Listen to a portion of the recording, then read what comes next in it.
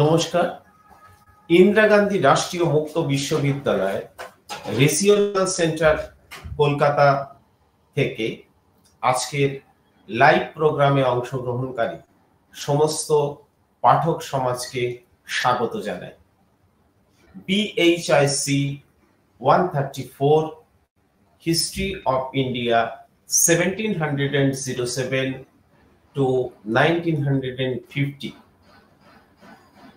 এই বিষয়ের আলোচনায় unit number 11 topic nationalist movement under Mahatma গান্ধীর অধীনে জাতীয় আন্দোলন।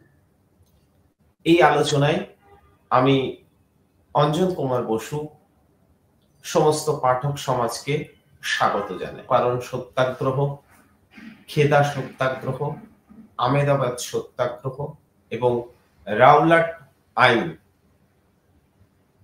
সত্যাগ্রহ আন্দোলন। আমার আজকের এই আলোচনায় আমি একজন বিখ্যাত কথা সাহিত্যিক শরৎচন্দ্র চট্টোপাধ্যায়ের মহাত্মাজি নামক প্রবন্ধ থেকে মহাত্মা গান্ধীর আন্দোলন প্রসঙ্গে বা জাতীয় আন্দোলন সম্পর্কে তার কি ধারণা সে প্রসঙ্গে কথা সাহিত্যিক শরৎচন্দ্র চট্টোপাধ্যায়ের একটি উক্তি তুলে ধরতে চাই। তিনি লিখেছেন, দেশের স্বাধীনতা বা স্বরাজ তিনি অর্থাৎ মহাত্মা গান্ধী সত্যের ভিতর দিয়ে চাইয়াছেন।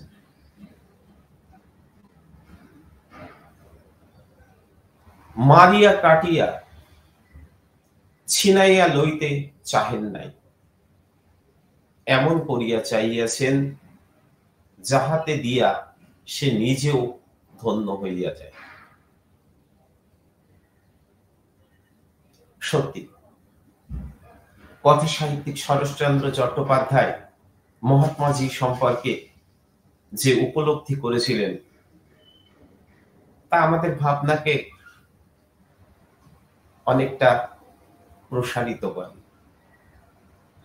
সত্যি মহাত্মা গান্ধী এমন এক জাতীয় আন্দোলন, এমন এক জাতীয়তাবাদের দ্বারা আচ্ছন্ন হয়েছিলেন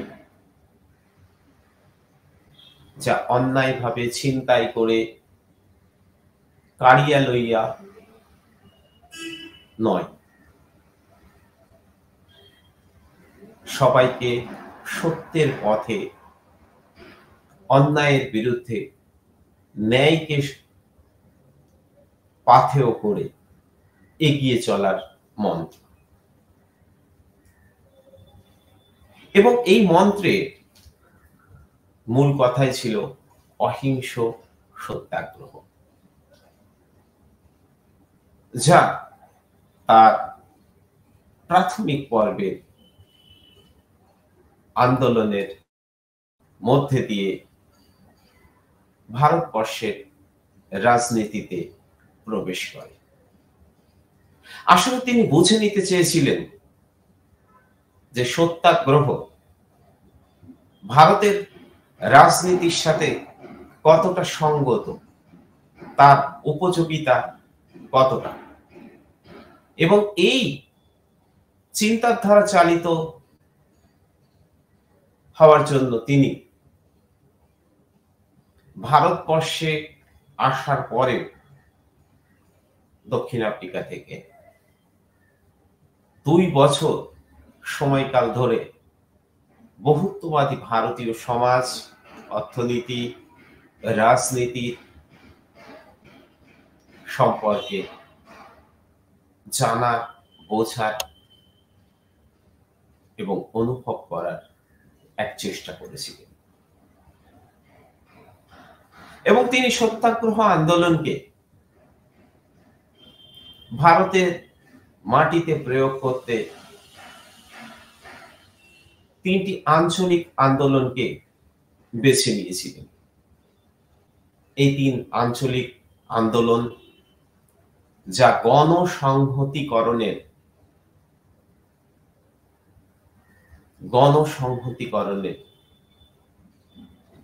মন্ত্র হিসেবে জাতীয় আন্দোলনের ক্ষেত্রে কাজ করেছিল। এই 3 সত্যাগ্রহ আন্দোলন বিহারের মতিহারা বা মতিহারিতে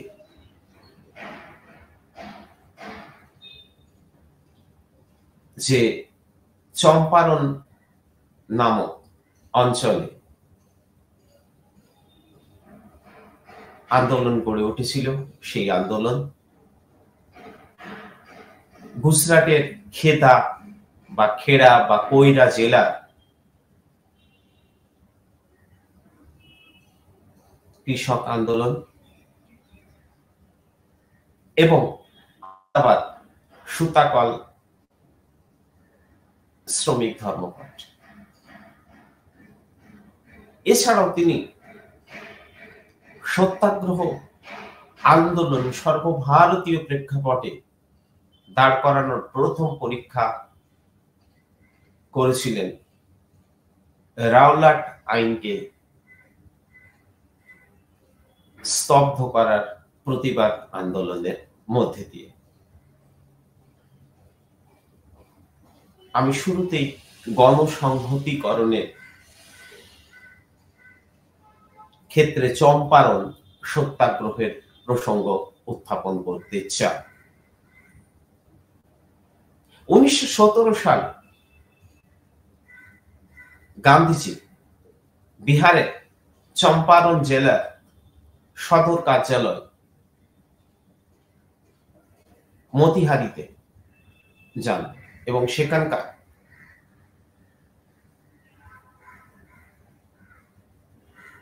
স্থানীয় নীলকর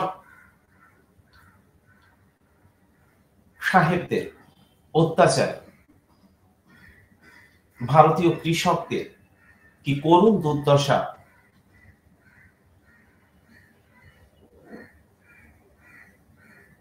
প্রকাশ পেয়েছিল তা তিনি স্থানীয় নেতা রাজকুমার শুক্লা কাছ থেকে জানতে পারেন এবং সেই মতো চম্পারণ জেলার মতিহারিতে তিনি যান এবং নীলকর সাহেবদের বিরুদ্ধে কৃষকদের ক্ষোভের বিষয়টি তিনি যথেষ্ট তৎপরতার সাথে বিচার বিবেচনার উপর জোর দেন। আসলে এখানকার নীলকর সাহেবরা 3 কাঠিয়া ব্যবস্থার মাধ্যমে অর্থাৎ 20 ভাগের 3 ভাগ, আরেকটু পরিষ্কার করে বললে তৎকালীন সময়ে 20 কাঠা জমিতে 1 বিঘে হতো। তো সেই 1 বিঘা জমি 3 কাঠা জমিতে বলপূর্বক বা জোরপূর্বক নীলকর সাহেবরা নীল চাষ করতে বাধ্য করত। এমনকি জার্মানিতে কৃত্রিম নীল আবিষ্কৃত হওয়ার পরে কৃষকদের উপর সেই শোষণের মাত্রা কোনোভাবেই হ্রাস পায়নি। নীলের চাহিদা কিছুটা কমলে নীলকর সাহেবরা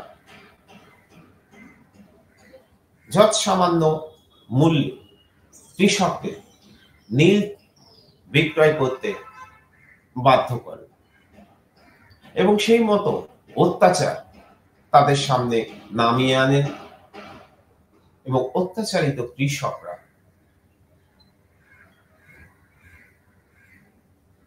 এর বিরুদ্ধে দীর্ঘদিন ধরে প্রতিবাদের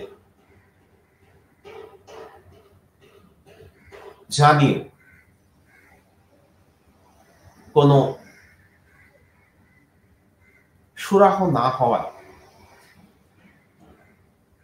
স্থানীয় নেতৃত্বের সাথে সংযোগ রেখে গান্ধীজির সাথে যোগাযোগ করেন এবং তৎকালীন হোমরুল লীগ নেতা অ্যানি বেসান্ত নীল চাষীদের ক্ষোভকে প্রশমিত করার চেষ্টা করেও ব্যর্থ হন। যাই হোক, গান্ধীজি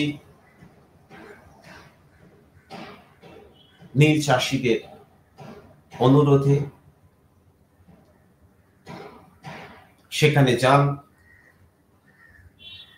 এক্ষেত্রে আমি বলতে চাই যে স্থানীয় প্রশাসনের নানান ধরনের বিধিনিষেধকে উপেক্ষা করে গান্ধীজি চম্পারণে প্রবেশ করেন এবং মতিহারিতে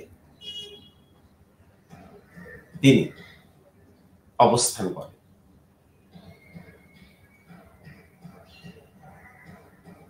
এবং স্থানীয় প্রশাসন তাকে আটক করার চেষ্টা করে এবং তার বিরুদ্ধে আইন ভঙ্গের অপরাধে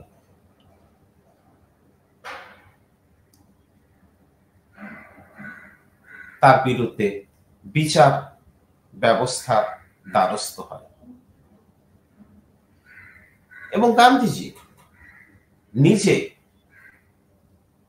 চম্পারণ কৃষকদের পাশে দাঁড়ানোর জন্য যে অপরাধ করেছেন তার বিচারকদের কাছে চেয়েছিলেন এবং সেই বিচারে তিনি তার আত্মপক্ষ সমর্থনের জন্য যে বক্তব্য তুলে ধরেছিলেন তা যথেষ্ট চিত্তাকর্ষক। বিচারকদের সামনে তিনি বলেছিলেন যে আইন ব্যবস্থা সম্পর্কে তার সম্পূর্ণ আস্থা আছে এবং আইনের মাধ্যমে তার যে শাস্তি হয় তিনি তা মাথা পেতে নিতে রাজি আছেন। তিনি আইন ভঙ্গকারী, সরকারি নির্দেশ অমান্যকারী, তবে তিনি এই আইন বা সরকারি নির্দেশকে অশ্রদ্ধার কারণে অমান্য করেননি, বরং আইনি কর্তৃপক্ষের প্রতি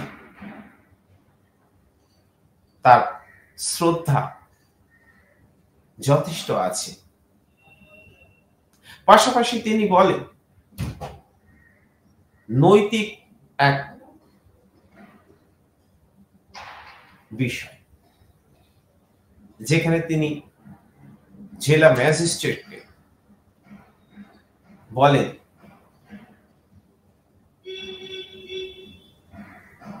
তা হলো তিনি মানসিক বা আত্ম উপলব্ধির জায়গা থেকে বা মানবিকতার স্বার্থে কৃষকদের পাশে এসে দাঁড়িয়েছেন, যা সমগ্র বিচার ব্যবস্থা নজরকে ঘুরিয়ে দেয়।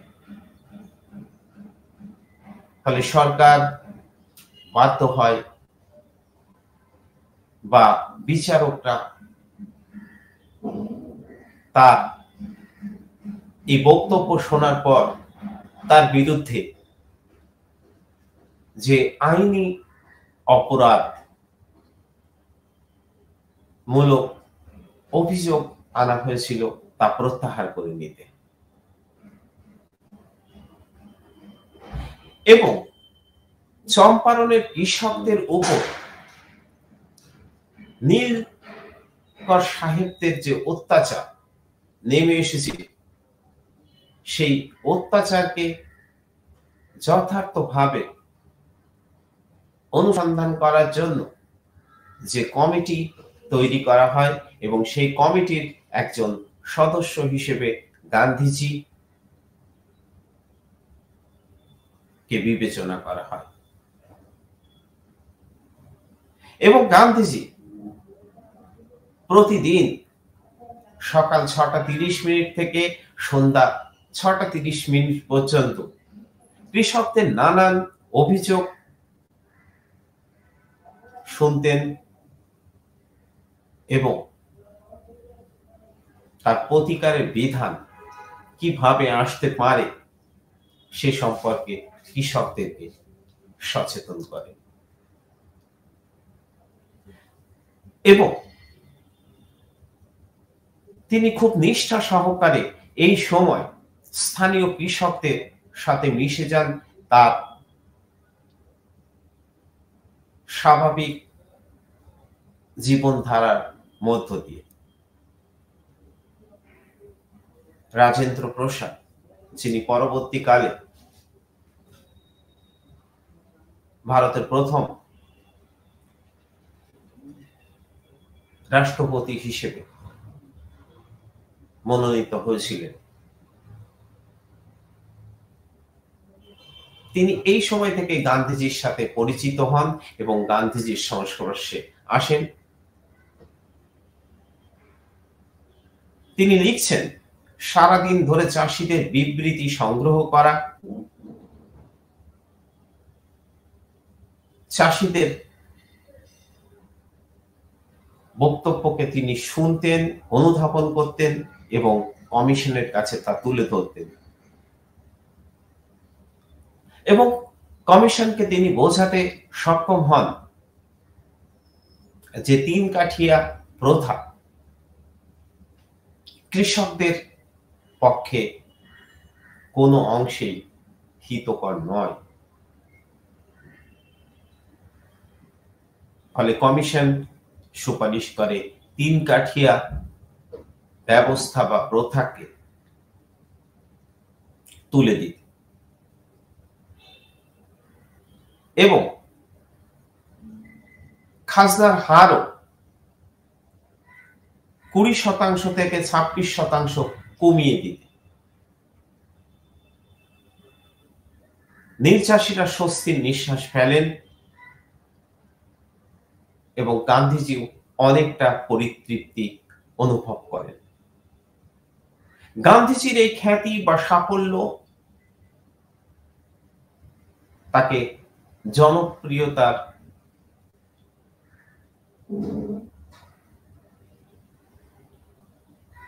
দিকে ক্রমে ঠেলে দেয়। কৃষকরা তাকে দেবতার আসনে বসান। তিনি কৃষকদের ভিতরে যে আত্মবিশ্বাস সঞ্চার করেছিলেন তার তুলনা ছিল একটা বিরল ঘটনা। এর ফলে নীলকর সাহেবরা চম্পারণ জেলা বা মতিহারি ত্যাগ করতে বাধ্য হন। চম্পারণের সাফল্যের পর গান্ধীজি স্পষ্টতই কৃষকদের একটা বৃহত্তর অংশের মন স্পর্শ করেন, যদিও এটি একটি আঞ্চলিক কৃষক আন্দোলন। তবে এই আন্দোলনের মধ্যে দিয়ে স্থানীয় জাতীয় কংগ্রেসে অনুরাগী বা অনুগামী জাতীয়তাবাদীদের তিনি মন অর্জন করেন। চম্পারণের সাফল্যের পর রাজেন্দ্র প্রসাদ, মাজহারুল হক, মহাদেব দেশাই, জে বি কৃপালনী আর রাজকুমার শুক্লা, যিনি ইতিমধ্যে স্থানীয় জাতীয়তাবাদী নেতা হিসেবে স্বীকৃতি পেয়েছিলেন, তারা আরো সামনের সারিতে উঠে আসে। শুধু তাই নয়, চম্পারণ সত্যাগ্রহ রাজেন্দ্র প্রসাদের মতো আঞ্চলিক নেতাদের জাতীয় রাজনীতির আঙ্গিনায় নিয়ে আসে এবং ভারত স্বাধীন হলে তিনি ভারতের প্রথম রাষ্ট্রপতি হিসেবে মনোনীত হন বা নির্বাচিত হন। এই সময় বেতিয়ার মহকুমা শাসক বা এসডিও তার প্রতিবেদনে লিখছেন, গান্ধীজি রায়তের আনুগত্য আদায়ে সক্ষম হয়েছিলেন। রায়তের কাছে তিনি ছিলেন মুক্তিদাতা এবং তাকে তারা অসাধারণ ক্ষমতার অধিকারী মনে করত। এবং এই প্রথম গান্ধীজি মহাত্মা ও বাপু নামে পরিচিতি অর্জন করে। সাবালটান স্টাডিজে, নিম্নবর্গীয় ইতিহাস চর্চায় রণজিৎ গুহ সম্পাদিত গ্রন্থেও উল্লেখ করা হয়েছে শাহিদ আমিনের বিখ্যাত প্রবন্ধ গান্ধী যখন মহাত্মা। সেখানে উল্লেখ করা হয়েছে যে কিভাবে অতি দ্রুততার সঙ্গে গান্ধীজি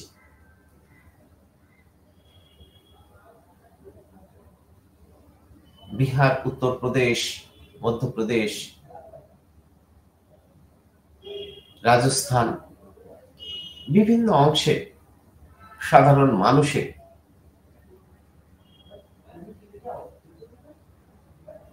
কাছে মহাত্মা হয়ে উঠেছিলেন। তার স্পর্শ, তার আগমন, তার বক্তব্য শোনার মধ্যে দিয়ে ঈশ্বর দর্শন অনুভব করেছিলেন সাধারণ মানুষ।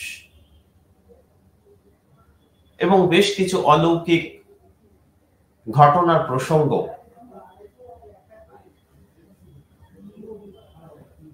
শাহিদ আমিন তার প্রবন্ধে তুলে ধরেছেন। এইভাবে গান্ধীজি চম্পারণ সত্যাগ্রহ আন্দোলনের মধ্য দিয়ে আঞ্চলিক স্তরে একজন জনপ্রিয় কৃষক দরদি বা সাধারণ আম জনতা নেতা হিসেবে ভারতীয় রাজনীতিতে প্রবেশ করে।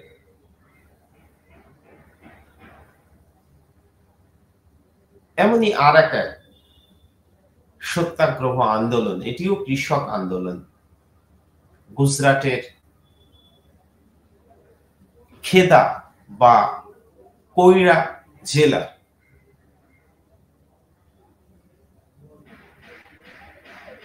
কৃষক আন্দোলন, যা 1918 সালে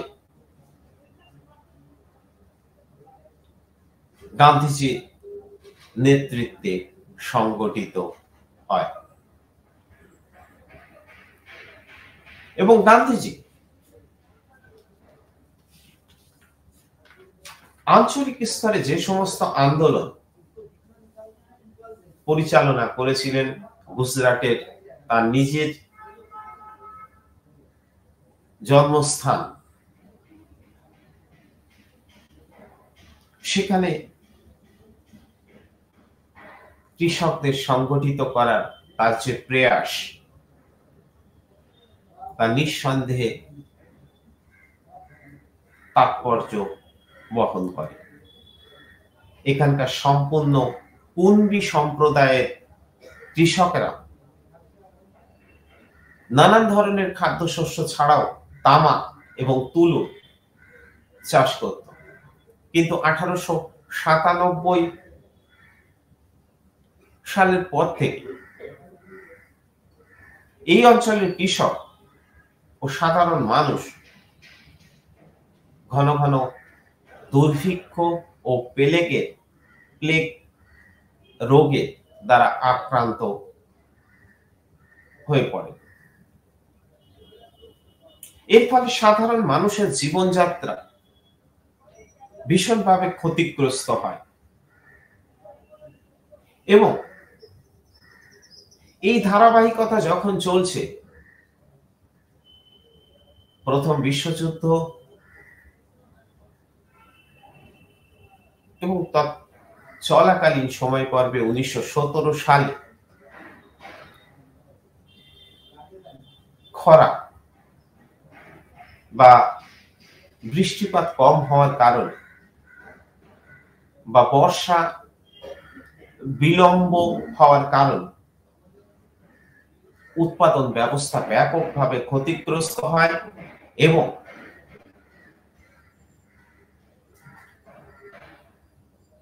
এর ফলে কুনবি পতিতার সম্প্রদায় কৃষকরা ভীষণভাবে সমস্যার মধ্যে পড়ে। এই সময় কৃষি মজুরি বৃদ্ধি পায়, মুদ্রাস্ফীতি লক্ষ্য করা যায় এবং বিউবনিক প্লেগের আক্রমণ ক্ষতিগ্রস্ত হয় কৃষক সমাজ। তার পাশাপাশি নিত্য প্রয়োজনীয় সামগ্রী, বিশেষ করে কেরোসিন তেল, লবণ ও বস্ত্রের মতো সামগ্রীর দাম অতি দ্রুত বৃদ্ধি পাওয়ার কারণে কৃষক সমাজের কাছে অবস্থা আরো সঙ্গীন আকার ধারণ করে এবং কৃষক এই সমস্যার কথা বারংবার সরকারের কাছে তুলে ধরার চেষ্টা করলেও সরকার বা প্রশাসন এ বিষয়ে কর্ণপাত করেনি এবং এই সময় খেদা জেলা কাটলাল শহরে বা অঞ্চলে মোহনলাল পান্ডে ও শঙ্কর লাল পারেখ কৃষকদের খাজনা মকুবের দাবিতে রাজস্ব না দেওয়ার অঙ্গীকার করে আন্দোলন গড়ে তোলেন এবং 1918 এই পর্বে গুজরাটের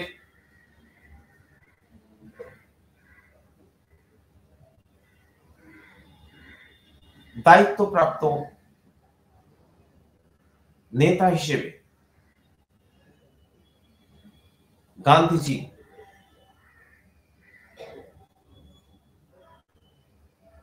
কৃষকদের সঙ্গত দাবিকে সমর্থন করেন এবং তিনি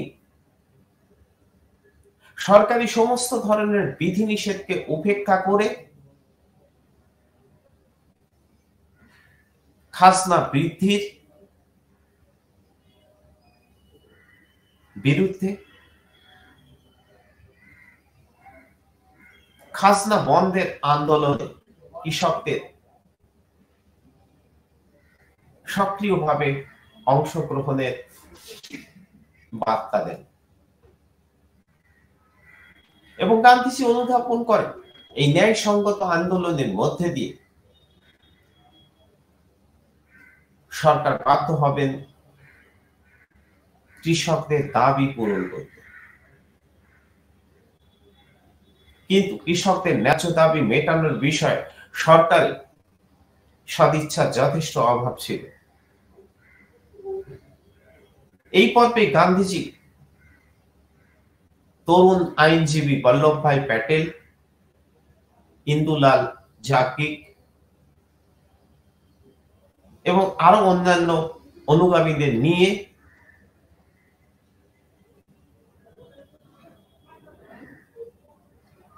বিভিন্ন অঞ্চলে সরকারের বিরুদ্ধে বর্ধিত খাজনা হ্রাস সহ খাজনা মওকুফে আন্দোলন শুরু করে এবং এই আন্দোলনে সম্পূর্ণ সাফল্য হয়তো গান্ধীজির আসেনি বা গান্ধীজির সঙ্গে সরকার সে অর্থে কোন বৃহত্তর সমঝোতা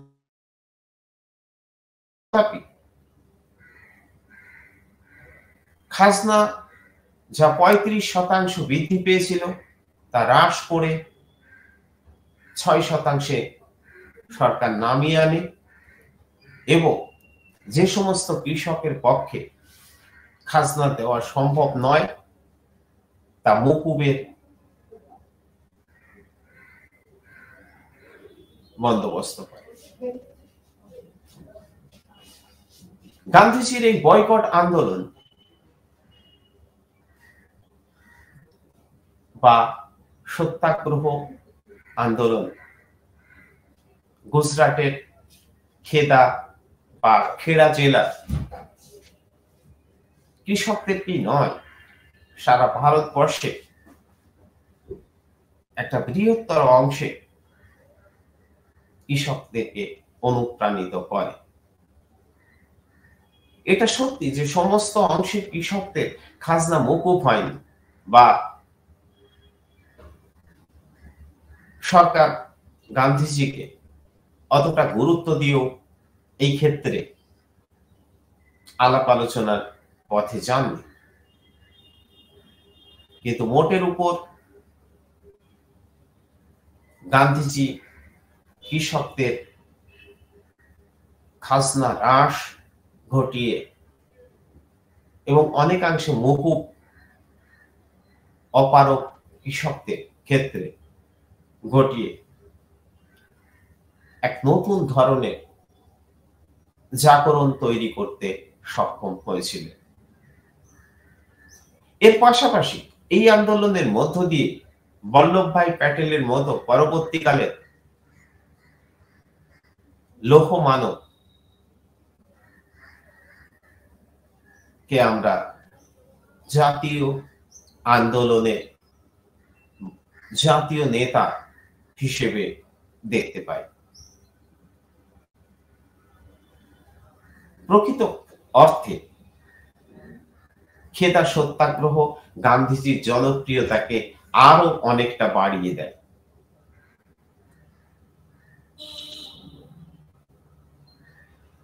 অর্থনৈতিক ইতিহাসবিদ রমেশ চন্দ্র দত্ত তার ইকোনমিক হিস্ট্রি অফ ইন্ডিয়া নামক গ্রন্থে উল্লেখ করেছেন গান্ধীজি তৎকালীন ভারতের ৮৫% মানুষের মন জয় করে নেন এই দুই আন্দোলন, চম্পারণ জেলার কৃষক আন্দোলন এবং গুজরাটের খেদা বা কৈরা জেলার কৃষক আন্দোলনের মধ্যে দিয়ে। গান্ধীজির পরবর্তী আঞ্চলিক স্তরের আন্দোলন ছিল ১৯১৮ সালে সংগঠিত আরেকটি আন্দোলন, সত্যাগ্রহ আন্দোলন, যা আহমেদাবাদ সুতাকল শ্রমিক ধর্মঘট নামে পরিচিত। গান্ধীজি শুধুমাত্র কৃষকদের মধ্যে নিজের আদর্শ, নিজের কর্মপন্থা সীমাবদ্ধ রাখেননি। সর্বস্তরের মানুষের, বহুত্ববাদী ভারতীয় সমাজের সবাইকে জাতীয় আন্দোলনে সামিল করতে চেয়েছিলেন এবং সেই লক্ষ্যকে সামনে রেখে গান্ধীজি গুজরাটের আহমেদাবাদ সুতাকল শ্রমিকদের পাশে এসে দাঁড়ান এবং গান্ধীজি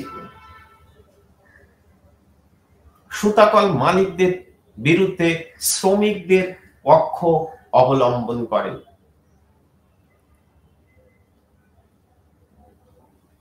পাঠক সমাজ অনুধাবন করার চেষ্টা করবেন যে গান্ধীজি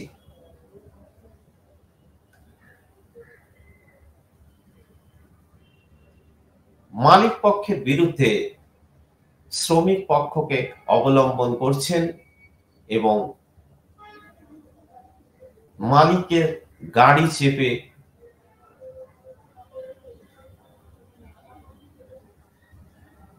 কারখানা বা মিল এর গেটের সামনে নেমে পড়েন এবং শ্রমিকদের পাশে বসে পড়েন। প্রাথমিক পর্বে শ্রমিকরাও কিছুটা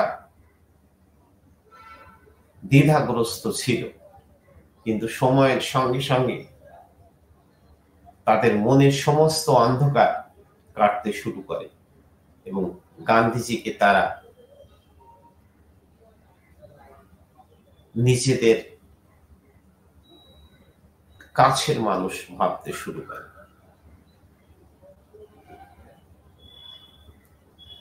আসলে প্রথম বিশ্বযুদ্ধ চলাকালীন পর্বে বস্ত্রের চাহিদা ব্যাপকভাবে বৃদ্ধি পাওয়ায় আহমেদাবাদের মিল মালিকদের প্রচুর পরিমাণে মুনাফা হচ্ছিল, কিন্তু তার সামান্য অংশ শ্রমিকদের ভাগ্যে জোটেনি। অথচ শ্রমিকদের শ্রমের বিনিময়ে মালিক পক্ষের কোষাগার পূর্ণ হয়েছিল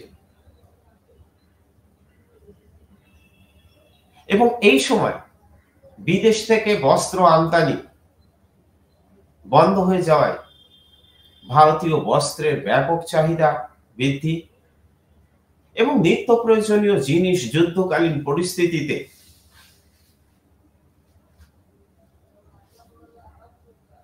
,50%, 60% বৃদ্ধি পেলেও শ্রমিকদের মজুরি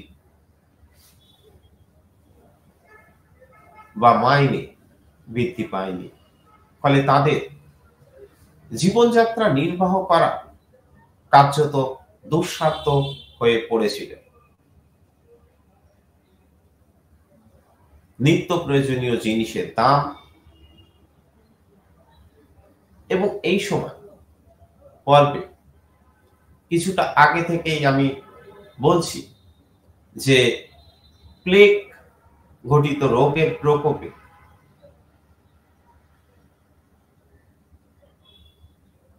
অসংখ্য শ্রমিকরা তাদের কাজ ছেড়ে পালিয়ে যাওয়ার উদ্যোগ গ্রহণ করে এবং মালিক পক্ষ তখন শ্রমিকদেরকে আটকে রাখার জন্য কিছু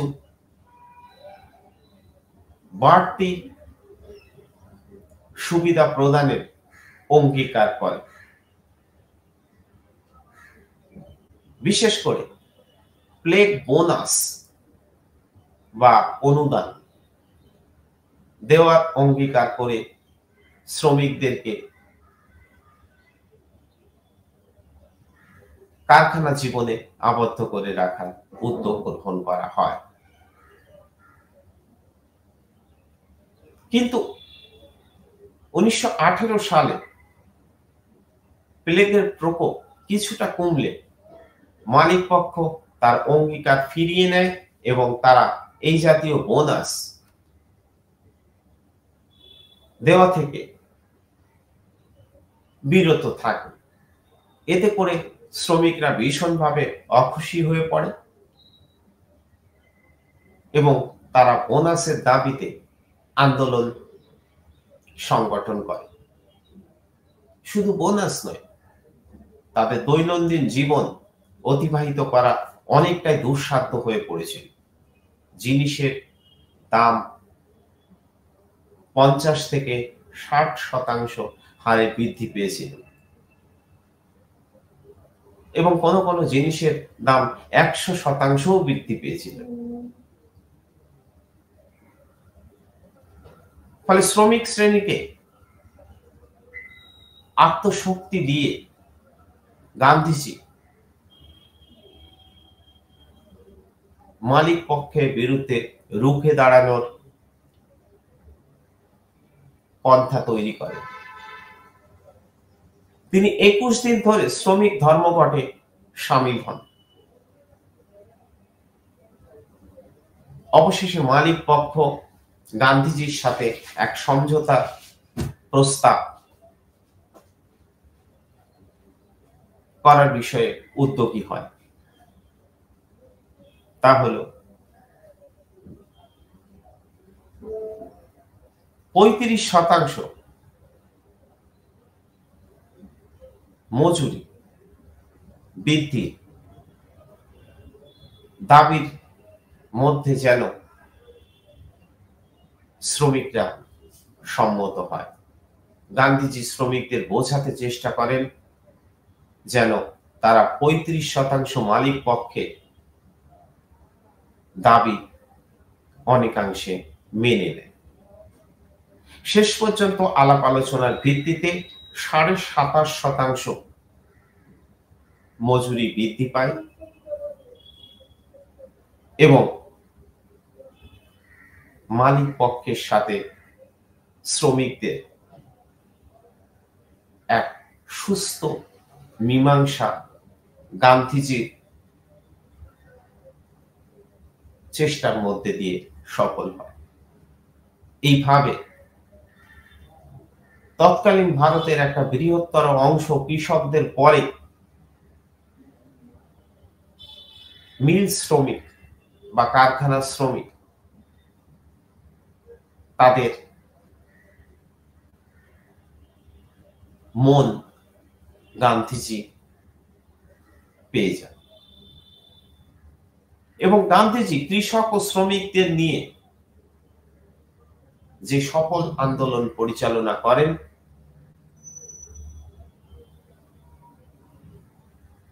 তা পরীক্ষামূলকভাবে আঞ্চলিক স্তরের এই 3 আন্দোলন,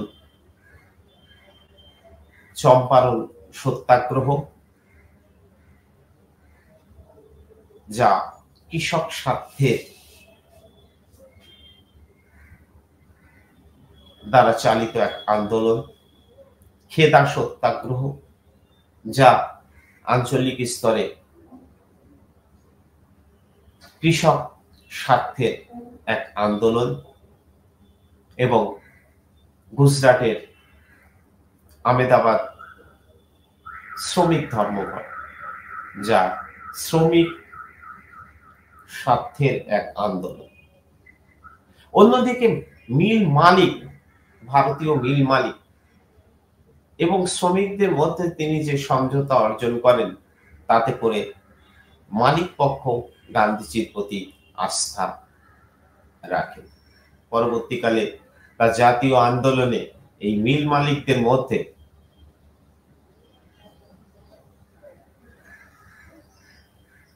অনুসুয়া সারাভাই এর অবদান আমরা লক্ষ্য করি। এছাড়াও বিভিন্ন মিল মালিক বা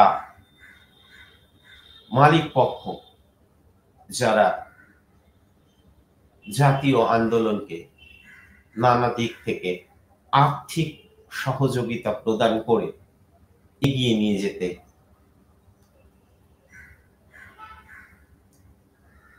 হাত বাড়িয়ে দেয়। আমার পরবর্তী আলোচনা রাওলাট আইন সত্যাগ্রহ আন্দোলন, এবং এই আন্দোলন প্রসঙ্গে আমি বলতে চাই গান্ধীজি পরিচালিত সর্বপ্রথম ভারতীয় রাজনীতিতে সর্বভারতীয় স্তরে এক সত্যাগ্রহ আন্দোলন। 1919 সালে এপ্রিল মাসে সর্বভারতীয় স্তরে গান্ধীজি নেতৃত্বের প্রথম অগ্নি পরীক্ষা হয়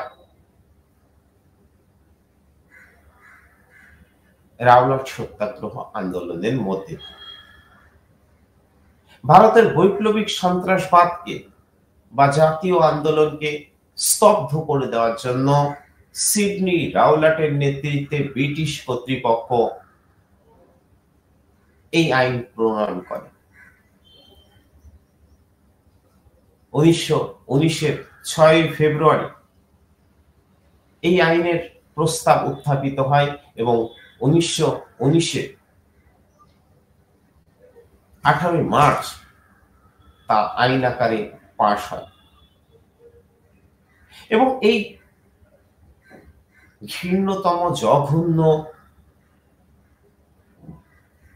কণ্ঠস্বরকে স্তব্ধ করা আইন শুধু গান্ধীজি নয়, ভারতের কোন স্তরে মানুষই মেনে নিতে প্রস্তুত ছিল না। এই আইনের বিরুদ্ধে জাতীয়তাবাদী নেতৃবৃন্দ তীব্র ক্ষোভ প্রকাশ করেছিলেন। তার কারণ এই আইনে বিনা বিচারে যে কোনো জাতীয়তাবাদীকে সন্দেহ বশত আটক করা যেত, এমনকি তার আত্মপক্ষ সমর্থনের জন্য কোনো জুরি ব্যবস্থাও ছিল। গৃহ তল্লাশি করা যেত, মোটা টাকা জামানত আদায় করা যেত এবং সম্পত্তি পর্যন্ত বাজেয়াপ্ত করা যেত। এবং জুরি ছাড়াই এক বিশেষ আদালতে আটককারীকে বিচার করা হতো এবং শাস্তি দেওয়া হতো। আইনসভার সমস্ত বেসরকারি ভারতীয় সদস্যরা এই আইনের বিরুদ্ধে তীব্র প্রতিবাদ করে, কিন্তু ব্রিটিশ কর্তৃপক্ষ কোন প্রকার তাদের বিরুদ্ধে ওঠা অভিযোগ মেনে নিতে রাজি ছিল না। ফলে এই আইন এর ব্যাপক প্রচলন শুরু হয় এবং দমনমূলক নীতির মাধ্যমে গণতান্ত্রিক পরিবেশকে বিনষ্ট করার এক অপপ্রয়াস চলতে থাকে, যা ভারতীয় জাতীয়তাবাদী নেতৃত্ব এবং গান্ধীজির মতো হিতাকাঙ্ক্ষী মানুষের পক্ষে বিনা প্রতিবাদে মেনে নেওয়া সম্ভব ছিল না। ভারতীয়দের স্বার্থ বিরোধী অগণতান্ত্রিক এই কালা আইনের বিরুদ্ধে সুরেন্দ্রনাথ বন্দ্যোপাধ্যায়, শ্রীনিবাস শাস্ত্রী, তেজ বাহাদুর সাপ্রু বিরোধিতা করেছিলেন। এমনকি মুসলিম লীগের বিশিষ্ট নেতা মোহাম্মদ আলী জিন্নাহ বলেন যে সরকার শান্তির সময় এই ধরনের আইন এনে সরকার নিজেকে যে সভ্য বলে দাবি করে এসেছিল তা ভ্রান্ত প্রমাণ করল। এবং জিন্নাহ এটাও দাবি করলেন এই আইন এক অন্যায় আইন। এবং গান্ধীজি এই বিলে খসড়া আইনসভার সদস্যদের দিকে ছুড়ে দিয়েছিলেন এবং তিনি এক খোলা চ্যালেঞ্জ হিসেবে এটাকে গ্রহণ করেছিলেন। তিনি এই বিলের বিরোধিতা করার সিদ্ধান্ত নেন এবং অতি দ্রুত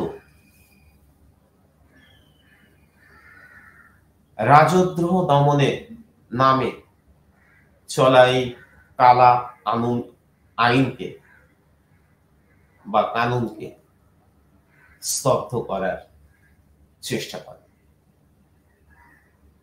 আসলে জাতির গণতান্ত্রিক অধিকার আশা আকাঙ্ক্ষাকে দমিয়ে দেওয়ার ছিল এই আইনের মূল উদ্দেশ্য, যাকে প্রতিহত করতে চেয়েছিলেন গান্ধীজি। এবং গান্ধীজি এই প্রস্তাব আকারে তিনি সত্যাগ্রহ আন্দোলনের মাধ্যমে সরকারের সমস্ত ধরনের প্ররোচনাকে স্তব্ধ করার পরিকল্পনা কংগ্রেস নেতৃত্বের একাংশ মেনে নিতে পারেন। এমনকি মতিলাল নেহেরু পর্যন্ত মনে করেছিলেন গান্ধীজির এই সত্যাগ্রহ আন্দোলন একটা অসাংবিধানিক আন্দোলন, শুধু বোকামি নয়, অনর্থক বটে। সুরেন্দ্রনাথ, ওয়ারচা, শ্রীনিবাস শাস্ত্রী প্রমুখ নরমপন্থী নেতারা এবং কেলকার প্রমুখ তিলকের শিষ্যরা এই সময় গান্ধীর বিরোধিতাও করেন। তারা লাউলাট আইনের বিরোধিতা করলেও গান্ধীজির সত্যাগ্রহ আন্দোলনকে তারা সমর্থন করেন, কারণ তাদের কাছে মনে হয়েছিল সত্যাগ্রহের মধ্য দিয়ে এই আন্দোলনকে থামিয়ে দেওয়া যাবে না, তা এক প্রকার বোকামি হবে। কিন্তু গান্ধীজি নিজের নীতি আদর্শের প্রতি অবিচল থেকেছিলেন এবং গান্ধীজির আন্দোলনকে সেই পর্বে সমর্থন করেছিলেন যমুনা দাস, দ্বারকা দাস, শঙ্করলাল বাঙ্গার বা বাঙ্কার, অনুসুয়া সারাভাই, ওমর শোভানী এবং তিলকের কিছু তরুণ অনুগামী, বাল গঙ্গাধর তিলকের কিছু তরুণ অনুগামী। এবং গান্ধীজি এই পর্বে হিন্দু মুসলিম ঐক্যের উপর জোর দিয়েছিলেন, কারণ তিনি জানতেন সর্বভারতীয় স্তরে সত্যাগ্রহকে সঠিক রূপ দিতে গেলে হিন্দু মুসলিম ঐক্য রাখা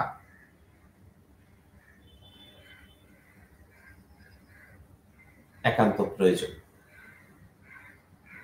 হিন্দু মুসলিম ঐক্য এই আন্দোলনের বাড়তি প্রেরণা ছিল।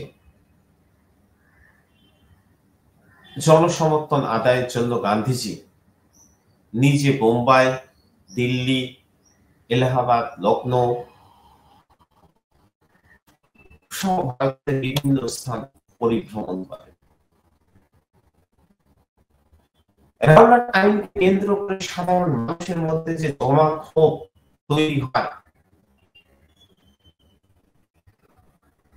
তাকে তিনি ব্যবহার করতে চেয়েছিলেন, তবে হিংসাত্মক পথে নয়, অহিংসার পথে সত্যের প্রতি অবিচল থেকে তিনি তার লক্ষ্যে পৌঁছতে চেয়েছিলেন। রাওলাট আইনের বিরুদ্ধে সংগ্রাম সম্ভবত ভারতের ইতিহাসে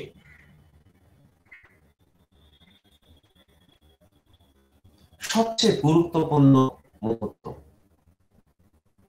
20শে মার্চ হিন্দু মুসলমানের মিলিত মিছিলের উপর পুলিশ গুলিবর্ষণ করে। 6ই মার্চ দিল্লিতে ধর্মঘট হয়। শুধু দিল্লি নয়, সারা ভারত জুড়ে 6ই মার্চ ধর্মঘট হয়। আর 30শে মার্চ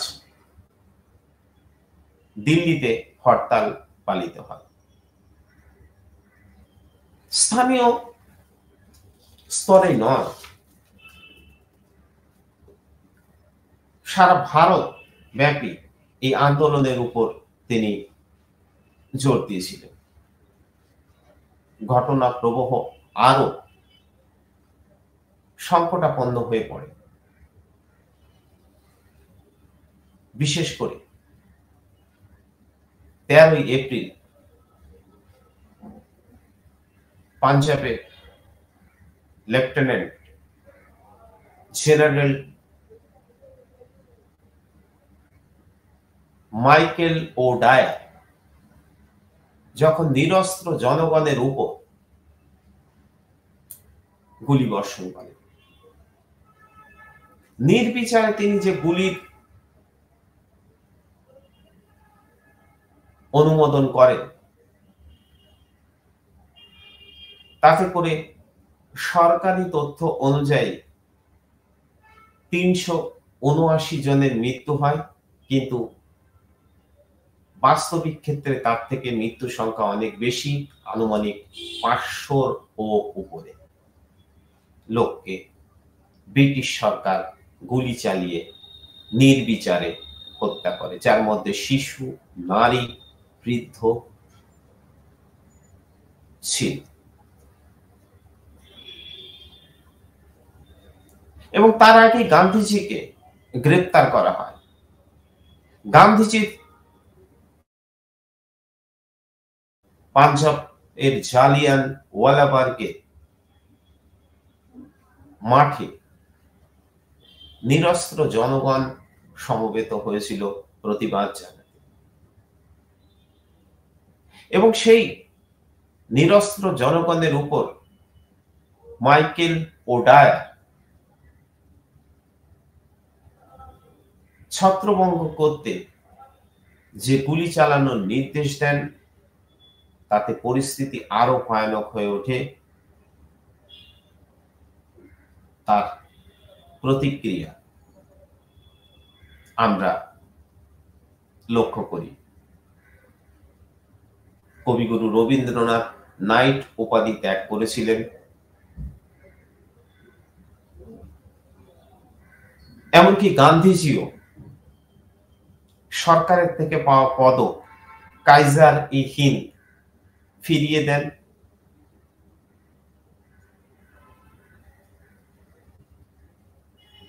সর্বস্তরের প্রতিবাদ এতটাই উত্তাল হয়ে ওঠে যে সরকারের পক্ষে রাওলাট আইন